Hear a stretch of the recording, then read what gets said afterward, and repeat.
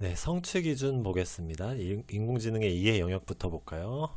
네, 12인기 0101 인공지능의 지능적 판단에 대한 이해를 바탕으로 인공지능을 활용한 실생활 및 다양한 학문 분야의 문제 해결 사례를 비교 분석한다. 그래서 사례의 중요성은 뺄 수가 없죠. 예.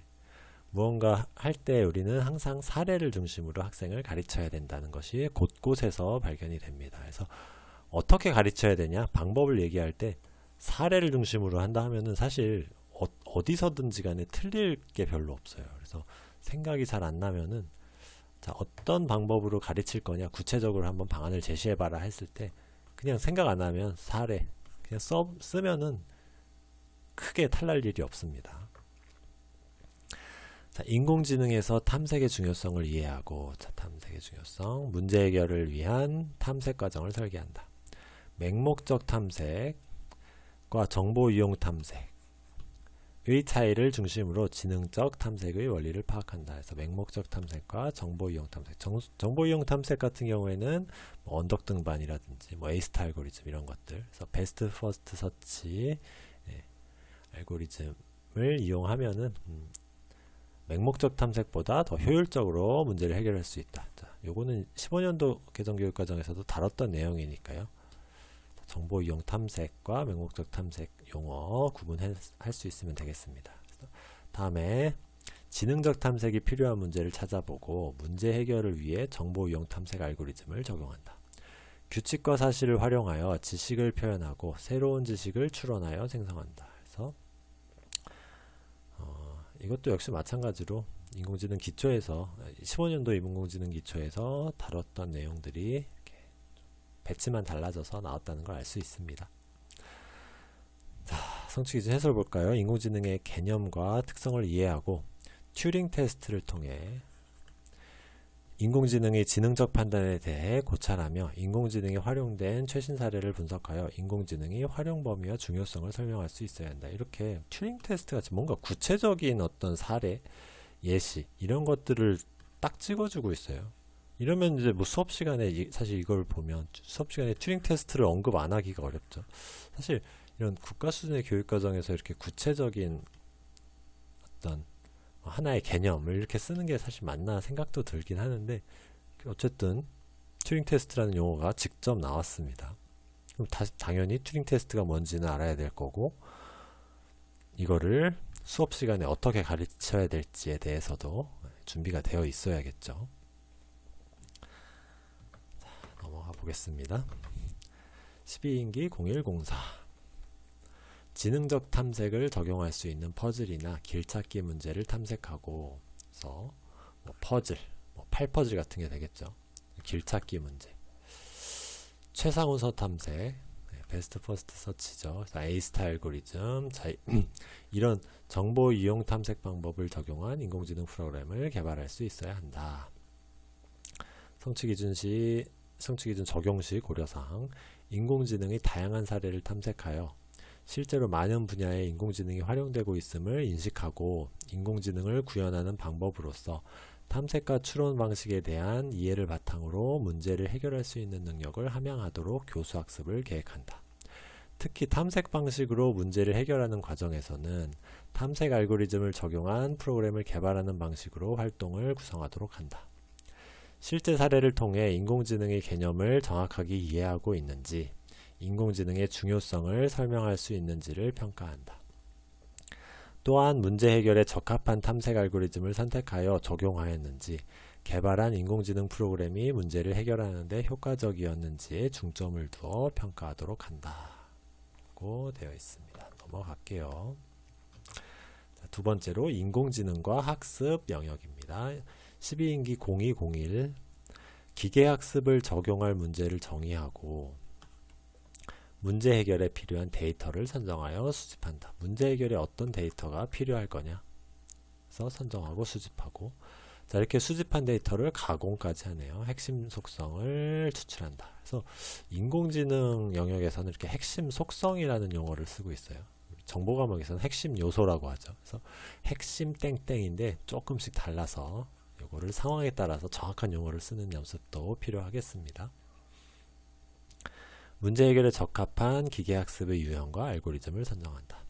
12인기 0204 훈련 데이터를 이용하여 학습을 진행하고, 자, 이거는 15년도 개정교육과정에서도 나왔던 용어죠. 너무 중요한 용어겠습니다. 이거 틀림없이 나올 가능성이 높으니까. 자, 훈련 데이터로 학습하고요. 테스트 데이터로 성능을 평가합니다. 그래서 이거는 꼭 알 수 있도록 공부해야겠죠. 자, 그 다음에 12인기 0205. 자, 여기 새로운 용어죠. 인공신경망. 자, 딥러닝. 자, 딥러닝에서 인공신경망을 쓴다. 자, 이거에 대한 특성에 대한 이해를 바탕으로 활용 문화를 탐색한다. 그래서 인공신경망이라는 용어 잘 봐두시고요. 그 다음에 딥러닝을 활용하여 실생활 및 다양한 학문 분야의 문제를 해결하고 성능을 평가한다. 네, 여기까지 보겠습니다.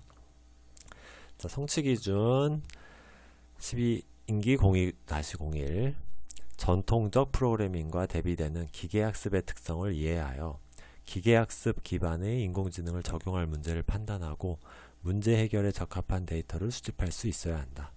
이 과정에서 나타날 수 있는 데이터의 편향이 인공지능의 학습에 영향을 미칠 수 있음을 고려하여 데이터의 수집과 활용의 공정성을 추구할 수 있어야 한다. 이게 아까 앞에서 데이터 편향성이라는 내용이 이제 안 나왔다 그랬잖아요. 인공지능 윤리 부분에서.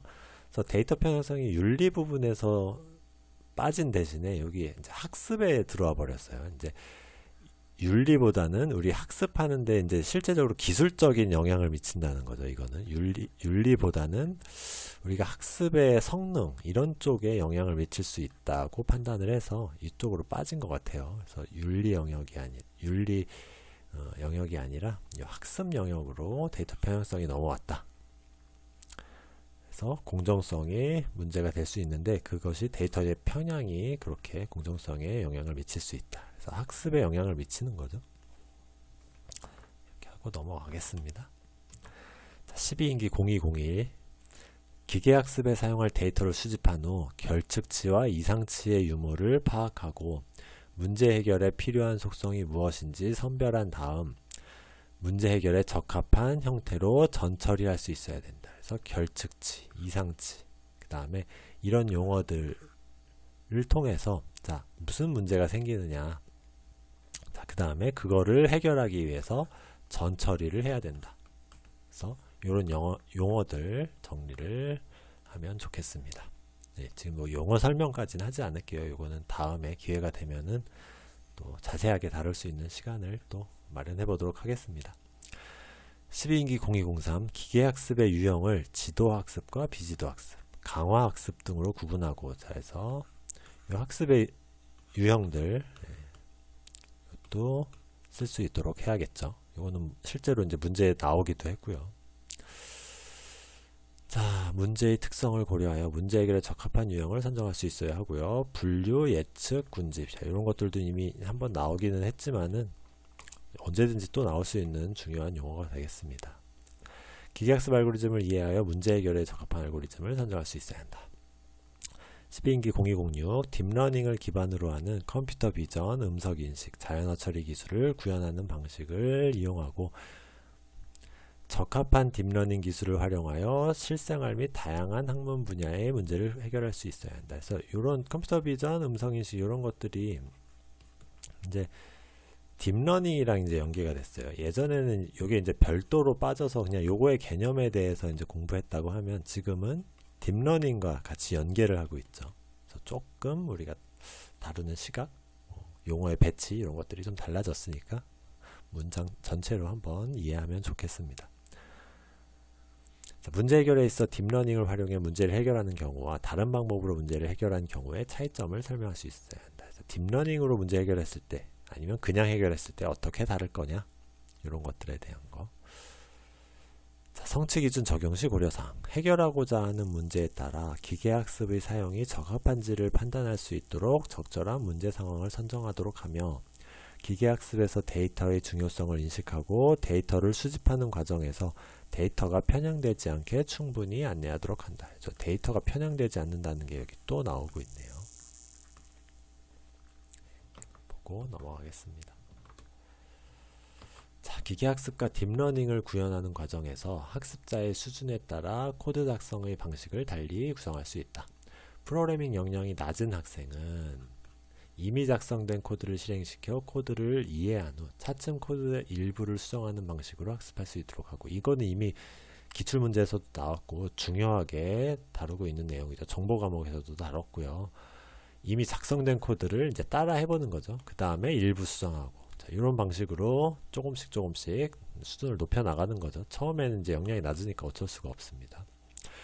자, 역량이 높은 학생은 그럼 어떻게 할 거냐? 작성이 완료되지 않은 코드를 스스로 완성하여 실행시킬 수 있도록 하는 등, 자, 세부적으로 구성해서 학습자의 흥미가 유지되도록 한다 해서, 너무 낮은 학생 위주로 쉽게 이제 따라하기만 시키면은 역량이 높은 학생은 이제 재미가 없으니까요. 이 학생들이 재밌게 할 수 있는 방안도 이렇게 제공을 해야 된다. 이게 실제 수업해보면 정말 어렵더라고요. 저도. 그래서 낮은 학생에게만 맞춰도 안 되고 높은 학생에게만 맞춰도 안 되고, 요거를 두 마리 토끼를 잡아야 된다. 참 어렵습니다. 예. 다양한 라이브러리 활용 방법을 충분히 안내한다. 이런 것도 있고요. 문제 해결에 사용된 데이터와 기계학습 유형, 기계학습 알고리즘이 해결하고자 하는 문제의 특성에 비추어 적합한지를 평가한다. 또한 이미 개발되어 있는 딥러닝 프로그램 코드의 활용을 권장하되, 이미 개발되어 있는 이거를 지금 뭐 처음부터 이런 거를 우리가 코드 짜기 어려우니까 이미 짜져 있는 거를 활용하도록 권장을 하는 거죠. 근데 활용은 하는데 다만 이렇게 해야 된다는 거죠. 실생활 및 다양한 학문 분야의 문제를 스스로 생각하여 해결할 수 있도록 구성을 해라. 학생의 학습 과정과 창의적인 아이디어를 중심으로 평가 루브릭을 작성하여 평가하도록 한다 해서, 정보 과목도 그렇고 이제 루브릭이라는 용어가 딱 나왔어요. 전에는 교육과정에서는 다루고 있지 않았죠. 루브릭이라는 용어를 직접 이렇게 써놓지는 않았으니까. 그래서 이렇게 루브릭을 쓰는 문제도 충분히 나올 수 있겠죠. 처음이니까 쉽게. 네, 이렇게 하고 넘어가겠습니다. 그래서 세 번째 인공지능의 사회적 영역부터는 다음 시간에 또 한번 끊어서 이어서 갈게요. 네, 감사합니다.